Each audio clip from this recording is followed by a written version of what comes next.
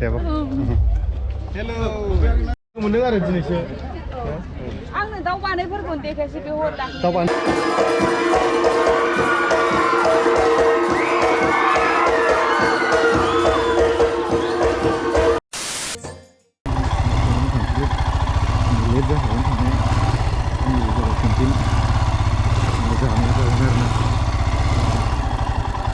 दा नै आं मेहेर ब्र ओमफ्रायो गोरबो खुंगुर ब्रादार बिसोरखौ लोगो मोनदों आरो ना दा आं ओरै थांगासिनोमोन बिसोर फैबाय नै आं बिसोरखौ दंफैयो होननानै दाख्लै फैदों होननानै मिथिदोंमोन मेहेर ब्रखौ ओमफ्राय दाख्लै लोगो मोनलायलायासै दिनै लोगो मोनफिनबाय नै ओमफ्राय बर' राइडाराबो फैगासिनो नामाने स' नोंथांमोनखौ लोगो मोननि मेहेर ब्रजों है नै सानैबो ओरै खुलुमबाय खुलुमबाय खुलुमबाय नमस्कार चेनेलाथ' चेन्ज जाबाय नामा मिथिबाय दा मा नाम ब्लेक राइडार 26 ओके ब्लेक राइडार दौलै नों माबा जाबाय सानब्रै जाबाय ना सानब्रैनिफ्राय दिन लास्ट दे आरो ना दिन नायजोबलांसै फुरा गाबोन थांसै आरो गाबोन थांसै ना नालाय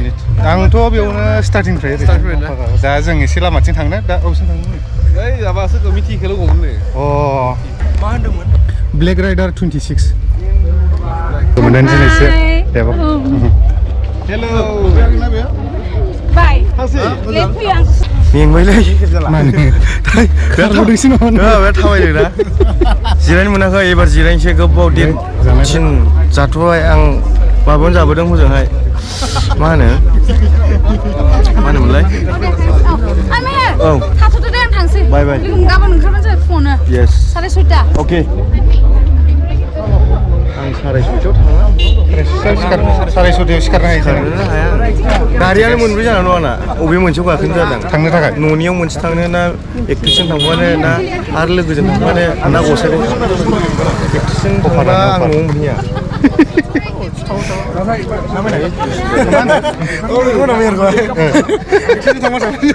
एसे उसुबिदा जायो ज' बेरायनोसै ना मा होनो बेरायनोसै दसे सिलायफोरखौ नायाखै नामा सिलायफोरखौ आं दांलायबाय दाख्लै दाबाय थाग्राखौलाय मा लानोब्रा आं गायजोब्बाय जों गोदो गाननो सिगांसो गायोमोन नो ओइ बावनो लागोन आं बुखायोमोन आं बे केमेरा लानाया 5 थाखा लायो मोनसेयाव 500 थाखा लायो 5 थाखा लायो ओमफ्राय सिलाफोरखौ फ्रियाव खेवनोसै फाग्लासो एथ' गाज्रि नों गोरबो खुंगुर ओमफ्राय आबरिंखि ओरै फट' लागासिनो दङ नै ओमफ्राय आंबो दिनैसो फार्स्ट टाइम लोगो मोनगोन आरो ना आबरिंखिजों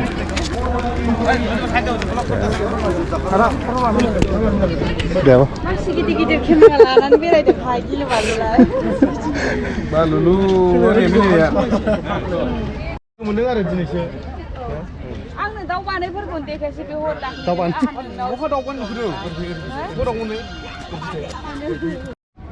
लाबायथ' जोङो नै दिनै बड'लेण्ड इन्टारनेसनेल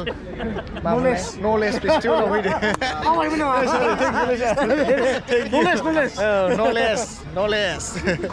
नलेजनि थाखाय बिराद गिदिर लेखा माबा दं नै बेयावहाय लेखा दं बुहुम दं बिराद मोजां जोंहा नै नोजोर नार्जारियाव फैदों बे जायख्लं ब्रह्म बिथांमोनहा फैजोबदों आरोना गासिबो आइसक्रिम जाहोनो नागिरदों जानोसै आं आइसक्रिम मोनसे ना मोननै मोनजायो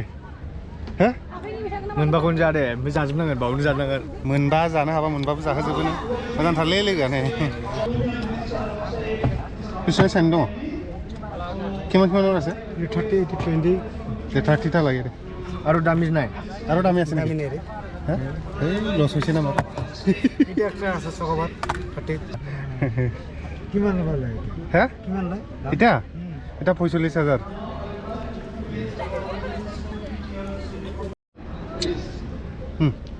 हिमालय जाहोनाय आइसक्रिमानो ज' लोगो मोनजोब्बाय आरोना नै दा बर' राइडार ओमफ्राय ओरैहाय नै पिंकुर ज' फैजोब्बाय नै ओरै सनि हेल' हिमालयानो फट'खौसो 5 थाखा लायो फाग्लासो आयु जोंना सानैजों गस्ला नायलाय एखे जों दा मोदोम फैदों बेनो बेसे गोबाव जाखो सफैना जाबाय 1 आवारानो जाबाय दा आं दहायो मेहेर ब्रह्मखौ लोगो मोनखांबाय नोंखौ नेबाय थादोंमोन जों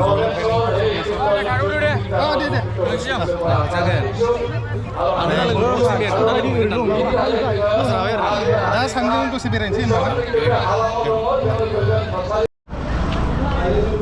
एक्टरा मेन स्टेजाव गाखोनाय लोगो लोगोनो मानसिफ्रा नायदो ओरैबायदि भिर जाबायना मानसिफ्रा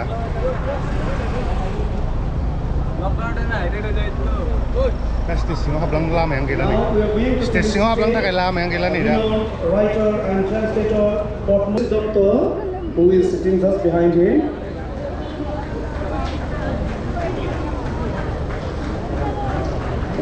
Hello.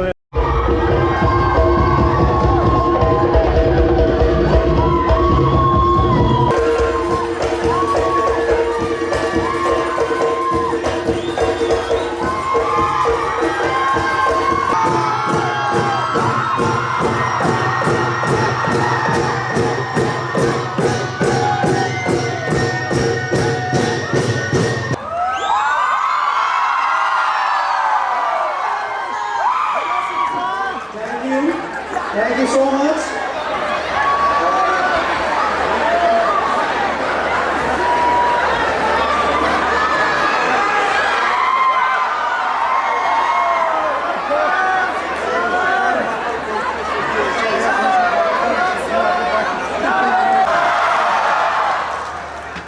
An Mozambique. I love you all. First of all, I would like to thank all of you. Bodoland से आज का नहीं है, पहले से है। जब कोविड शुरू हुआ, आई रिमेंबर एक मुझे ट्वीट आया जिसमें बहुत सारे लोग नॉर्थ ईस्ट के लोग फंस गए थे, उनके पास वापस जाने के नहीं था और मुंबई में बारिश बहुत हो रही थी और सब लोग एक ब्रिज के नीचे खड़े होकर उन्होंने ट्वीट किया कि सर हम असम से नॉर्थ ईस्ट के बहुत सारे जो गांव हैं वहाँ से हमें घर जाना वापस भेजिए।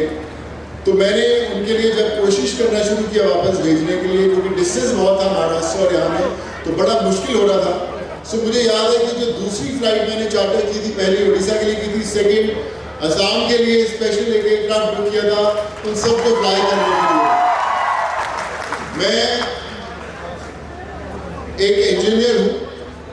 और एक्टर बाद में मेरा पहले इंजीनियर हूँ, तो कहीं ना कहीं मेरा रिश्ता जो है वो एजुकेशन के साथ है। और आज जब बोडोलैंड इंटरनेशनल नॉलेज फेस्टिवल की बात कर रहा हूँ तो कुछ ना कुछ नॉलेज जरूर है, इसलिए यहाँ पे खड़ा हूँ। मैं जब लोगों को घर भेज रहा था, मैं करीबन 7.5 लाख माइग्रेंट लोगों के साथ जुड़ा था उनको घर भेजने के लिए। और वो 7.5 लाख लोग, बहुत सारे लोग मेरे टच में हैं, आज भी मेरा फोन नंबर वही है, आज भी लोग जुड़ते हैं। और जब सेकेंड वेव कोविड का आया, जब लोगों को मेडिकल हेल्प की जरूरत थी, इंजेक्शन भिजवाने थे, ऑक्सीजन भिजवाना था, सो ये वो लोग जो 100 रुपए की डेली वेजेस पे थे, 200 रुपीज की डेली वेजेस में, कईयों के पास काम भी नहीं था, वो बाइसाइकिल्स पर लेकर वो इंजेक्शंस, वो ऑक्सीजन कॉन्सेंट्रेटर्स उन गाँव में गए लोगों की हेल्प करने के लिए। सो दे बिकेम द real saviours.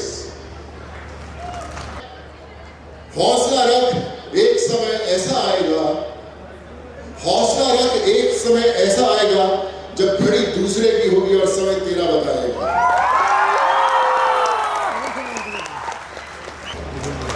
God bless you, and I promise every single person here that Sonu Sood till his last breath will be with you always for anything, 24/7, 365, all my life. God bless you. Take care and thank you so much.